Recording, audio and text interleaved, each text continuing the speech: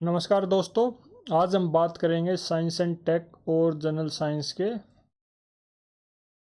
6 नए PYQs के बारे में जो यूपीएससी प्रीलिम्स 2023 में पूछे गए थे। ये हमारा लास्ट लेक्चर है 2013 टू 2023, यानी लेक्चर 1 टू लेक्चर 26। सभी PYQs general science as well as science and tech section के इसके साथ कंप्लीट हो जाएंगे। Let's start with questions. Number 1. Which one of the following countries has its own satellite navigation system? Australia, Canada, Israel, Japan. Correct answer in this case is Japan. D. Satellite navigation system क्या होता है इसका हमें पता होना चाहिए। उसके बाद ये पॉइंट आता है कि भाई सैटेलाइट नेविगेशन सिस्टम किस किस कंट्री के पास अपना है। सैटेलाइट नेविगेशन सिस्टम वो टेक्नोलॉजी है जो सैटेलाइट्स का यूज़ करती है किस बात के लिए, किसी भी ऑब्जेक्ट या पर्सन की जियो पोजिशनिंग को डिटरमाइन करने के लिए या उसको एस्टिमेट करने के लिए। जियो पोजिशनिंग मतलब उसकी ज्योग्राफिक लोकेशन क्या है। अलग अलग कंट्रीज़ की अलग अलग सैटेलाइट नेविगेशन सिस्टम है। अगर यूएसए की बात करें तो उसका जो सैटेलाइट नेविगेशन सिस्टम है उसको जीपीएस बोलते हैं, that is global positioning system. Then Russia का अपना है, चाइना का अपना है, Japan has its own satellite navigation system, India के पास भी अपना है और यूरोपियन यूनियन के पास भी अपना खुद का है। Next is consider the following statements. Ballistic missiles are jet propelled at subsonic speeds throughout their flight, while cruise missiles are rocket powered only in the initial phase of flight. दो type की missiles का comparison कर रखा है, differences बता रखे इनमें क्या हैं। देन अग्नि 5 is a medium range supersonic cruise missile, while BrahMos is a solid fueled intercontinental ballistic missile. Which of the statements given above is or are correct? One only, two only, both one and two, neither one nor two. Correct answer in this case is D. यानी दोनों ही statement गलत हैं। Opposite उल्टी statement दे रखी हैं। Definition जो ballistic missile की है वो क्रूज मिसाइल के उसमें डिफाइन कर रखी है, और जो क्रूज मिसाइल की है that is defined in the case of ballistic missiles. Similarly जो अग्नि 5 है वो एक बैलिस्टिक मिसाइल है और ब्रह्मोस एक क्रूज मिसाइल, ये भी उल्टा लिखा हुआ है। बैलिस्टिक मिसाइल क्या हैं? ये वो एक टाइप ऑफ मिसाइल हैं जो हाई एल्टीट्यूड पे ट्रैवल करती हैं। क्रूज मिसाइल इनके कंपैरिजन में लो एल्टीट्यूड पे ट्रैवल करती हैं। बैलिस्टिक मिसाइल्स को इनिशियली गाइड किया जाता है, उसके बाद ये खुद ब खुद मतलब सेल्फ गाइडेड है। क्रूज मिसाइल को एंटायर जर्नी में गाइडेंस की ज़रूरत पड़ती है। स्पीड बैलिस्टिक मिसाइल की बेहद ज़्यादा है। Cruise missiles are comparatively slower than ballistic missiles. Then जो बैलिस्टिक मिसाइल्स है वो ज़्यादा लंबी रेंज तक अटैक कर सकती हैं, where as the range of cruise missiles is shorter in comparison to ballistic missiles. Example की अगर बात करें तो Agni 5 and BrahMos is a cruise missile. Agni 5 के बारे में लेक्चर 3 में ऑलरेडी बात हुई है, क्वेश्चन नंबर 3 में। अगर आपने PYQ एनालिसिस किया होता तो सेकंड जो स्टेटमेंट है उसको आप उसी से गलत मतलब एलिमिनेट कर देते।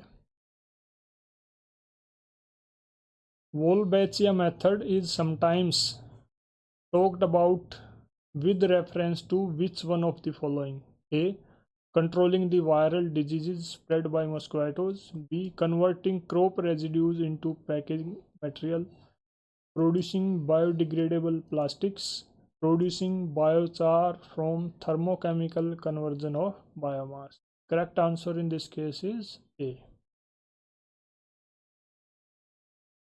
वोल्बैचिया मेथड क्या है? ये एक बायोलॉजिकल टेक्निक है जिसका यूज़ होता है किस बात के लिए? इंसेक्ट्स की जो पॉपुलेशन है उसको कंट्रोल करने के लिए। ऐसा क्यों किया जाता है? ताकि जो वेक्टर बोर्न डिजीज़ हैं उनको कम्बैट किया जा सके।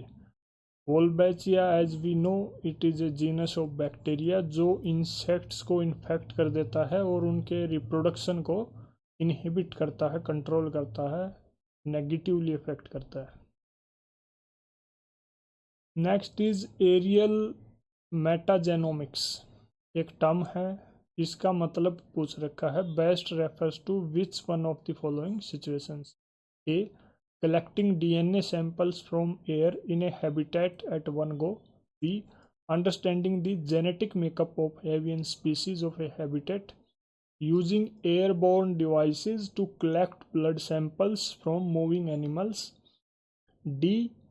Sending drones to inaccessible areas to collect plant and animal samples from land surfaces and water bodies. Correct answer in this case is A. यानी ये डीएनए सैंपल्स को कलेक्ट करता है एयर से इन ए habitat eight one go.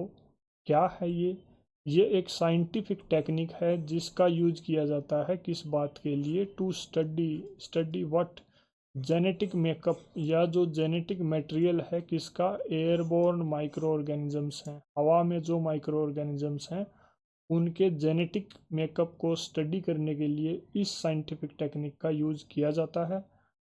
Applications इसकी अलग अलग fields में है। बायोडाइवर्सिटी में, वाइल्ड लाइफ को डिटेक्शन करने में इसका यूज़ किया जा सकता है। पब्लिक हेल्थ के केस में, पैथोजन सर्वेलियंस में ये काफ़ी लाभदायक है। एनवायरमेंटल स्टडी की बात करें तो पोल्यूशन कंट्रोल, क्लाइमेट चेंज जैसी स्टडीज़ में इसको यूज़ किया जा सकता है। In agriculture sector, it can be utilized for pest control, and in forensic science, it can be used for crime scene investigation and other relevant purposes. Microsatellite DNA is used in the case of which one of the following? A. Studying the evolutionary relationships among various species of fauna. B. Stimulating stem cells to transform into diverse functional tissues. C. Promoting clonal propagation of horticultural plants. D. Assessing the efficacy of drugs by conducting series of drug trials in a population. Correct answer in this case is A.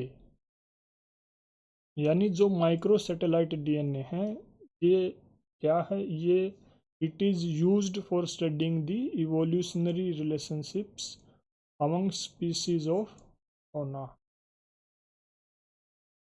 Micro satellite का मतलब क्या होता है, it is short repetitive sequence of DNA that are scattered throughout the genome of an organism.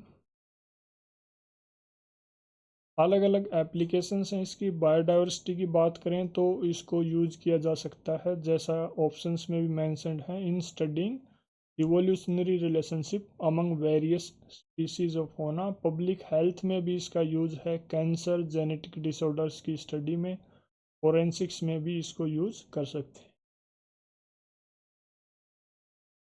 Last is consider the following statements. दो statement दे रखी हैं। क्या? Statement 1, India's public sector healthcare system largely focuses on curative care with limited preventive, promotive, and rehabilitative care.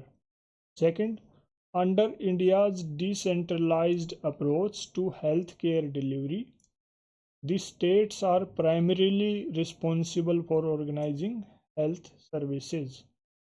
Which one of the following is correct in respect of the above statements?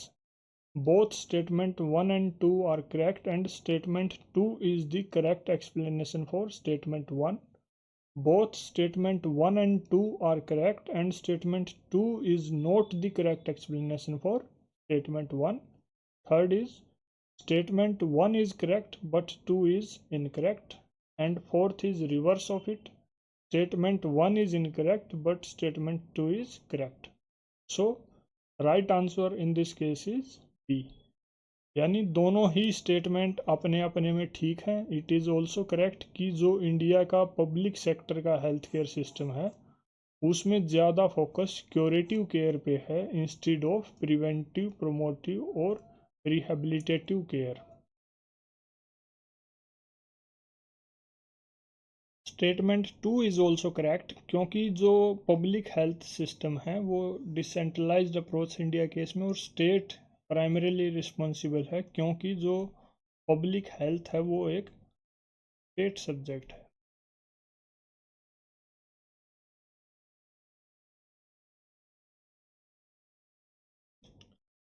Public health care sector मतलब public health care sector या फिर उसको system बोलें, उसका मतलब क्या होता है। पब्लिक हेल्थ केयर से मतलब ये है कि वो हेल्थ केयर फैसिलिटी जिनको सरकार फंड करती है, जिनका पैसा खर्चा सरकार देती है, चाहे वो सेंट्रल गवर्नमेंट हो चाहे वो स्टेट गवर्नमेंट हो। For example primary health centre से लेकर रिसर्च सेंटर, जो बड़े बड़े हॉस्पिटल हैं, अलग अलग चीज़ों के रिसर्च सेंटर हैं, कोई कैंसर का रिसर्च है, कहीं किसी और चीज़ की रिसर्च होती है, उन सब चीज़ों में पब्लिक हेल्थ केयर की जो भी फैसिलिटी है उनमें जो सरकार जिनको फंड कर रही है उसको पब्लिक हेल्थ केयर सिस्टम बोलेंगे, वो पब्लिक हेल्थ की कैटेगरी में आता है। पब्लिक हेल्थ एक स्टेट सब्जेक्ट है, we have already discussed. Structural bias है, इंफ्रास्ट्रक्चर हमारा इस टाइप से डिज़ाइंड है, पॉलिसीज़ कुछ ऐसी हैं जो हमें इस चीज़ के लिए मजबूर कर देती हैं एक टाइप से कि क्यूरेटिव केयर को प्रायोरिटी दी जाती है इंस्टेड ऑफ प्रिवेंटिव, प्रोमोटिव और रिहेबिलिटेटिव केयर। प्रिवेंटिव केयर क्या है, ये 4 कीवर्ड हैं, इनके बारे में भी हमें पता होना चाहिए। प्रिवेंटिव हेल्थ केयर का मतलब ये है कि जब ऐसे कदम उठाए जाएं हेल्थ केयर से रिलेटेड जिनका मेन पर्पज़ डिजीज़ को प्रिवेंट करना हो, that is called preventive health care. मतलब डिजीज़ होने से पहले ही कुछ ऐसे कदम उठाए जाएं कि डिजीज़ को रोक दिया जाए या उससे बचा जाए, जैसे पब्लिक अवेयरनेस अलग अलग डिजीज़ के बारे में, उनसे बचने के बारे में, immunization program, regular health checkup लिया जाए जिससे आप टाइम टू टाइम ये पता लगा सकें कि भाई आपकी हेल्थ ठीक है या कोई कमी है।